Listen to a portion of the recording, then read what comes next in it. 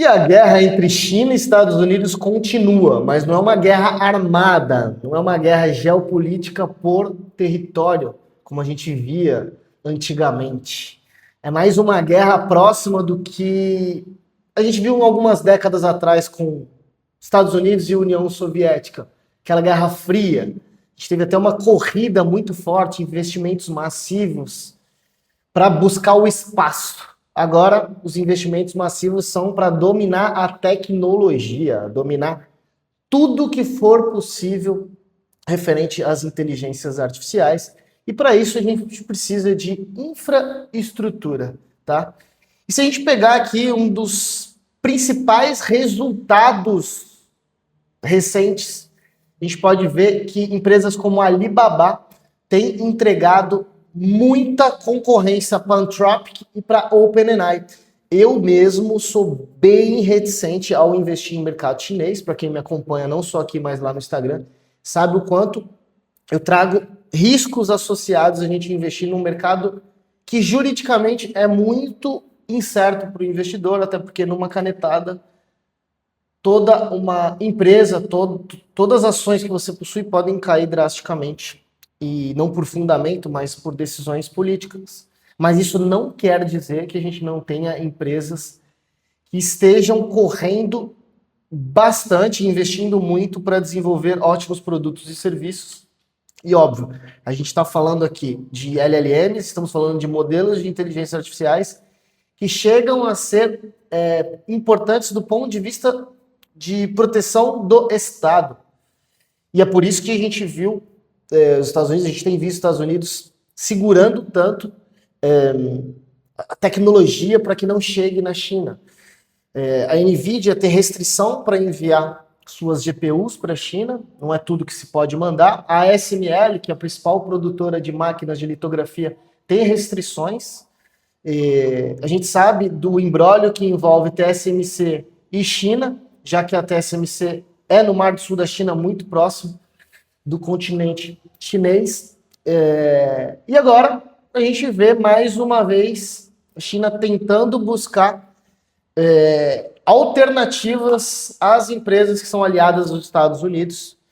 E eles recentemente divulgaram que estão investindo forte para construir máquinas DUV, e quem sabe as EUVs, são aquelas máquinas de litografia capazes de construir chips muito pequenos, escalas nanométricas, tá? E a busca é para ter máquinas que chegam a 13, quem sabe a 8 nanômetros, para produzir chips de 2 nanômetros ou menos, que hoje é uma tecnologia praticamente exclusiva da ASML, e inclusive recentemente vai fornecer não só máquinas para TSMC, mas para essa reviravolta que a Intel deu, depois de praticamente estar acabada do ponto de vista tecnológico, ter ficado para trás, e parece que ressurgiu com alguns incentivos do mercado americano. E a Alibaba, ela trouxe, né, para quem não conhece, o conglomerado Alibaba tem muito do que a Amazon faz, né? Eles têm meio de pagamento, eles têm a parte de varejo, tem a parte de e-commerce, mandam produtos para o mundo inteiro, e eles têm investido também muito forte na parte de nuvens e no desenvolvimento de LLMs e de modelos de inteligência artificial, tá? E a notícia que a gente tem agora é que eles ampliaram aí a discussão, a ofensiva contra a Anthropic, contra a OpenAI, com um modelo que tem até 2,4 trilhões de parâmetros, que é o Qwen 3.8 Max. E dizem que tem um desempenho, eles dizem pelo menos que tem um desempenho comparável ao Fable 5, que é um dos modelos mais fortes que a Anthropic, que é dona do cloud, possui. E acredito que essa seja aí a principal corrida atualmente entre essas empresas, para nós do público em geral, que a gente consegue ver, tem muita coisa nos bastidores que não é possível que a gente entenda, tá? Mas basicamente é o seguinte, os resultados que a Alibaba divulgaram aqui mostram que as pontuações, eles fazem pontuações, né, entre os modelos, superaram em alguns casos, ficaram próximos ou superaram em alguns casos o Fable 5 da Anthropic, como eu falei agora, e mostra o quanto as capacidades avançadas dos modelos chineses podem chegar perto de algo que parecia estar muito distante, principalmente do ponto de vista de infraestrutura. Assim, muita gente sabe disso, mas, na verdade, pouca gente sabe disso, mas a China é muito boa em copiar, né?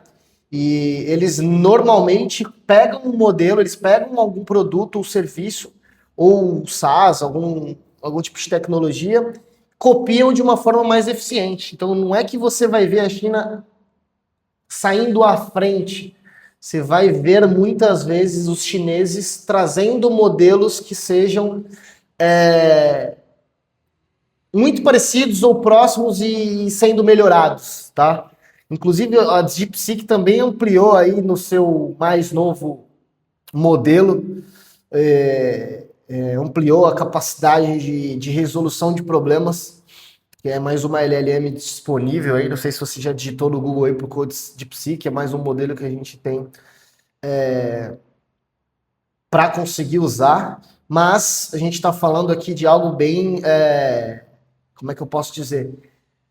Bem peculiar, tá? E óbvio que grande parte do mercado vinha subestimando a China de alguma forma, até porque os Estados Unidos vinham segurando muito, né, da tecnologia envolvida em todos esses processos.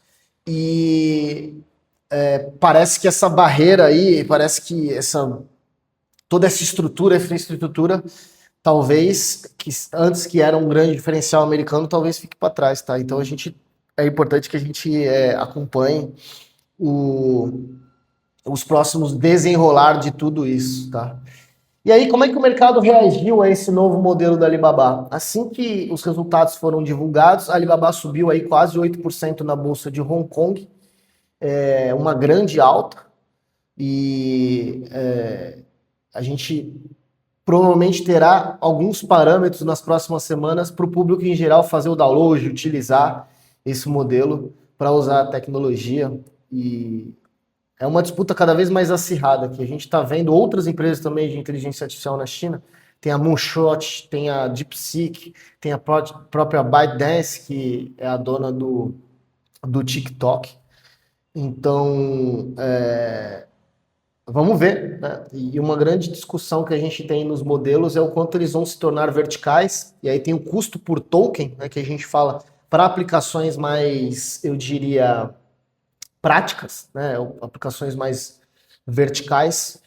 E quando hoje você utiliza uma LLM para fazer uma pergunta, é uma coisa, quando você pede para ele executar uma tarefa é outra coisa, e tem limite de token, tem limite de tecnologia, por isso que tem mais centenas de bilhões de dólares sendo investido para infraestrutura de tecnologia, e aí tem, enfim, os chips nanométricos trazendo mais eficiência, trazendo menos dissipação de calor e mais evolução ainda. E aí o mercado, assim, por isso que eu acho meio absurdo o mercado achar que todo esse investimento não vai trazer retorno, tá?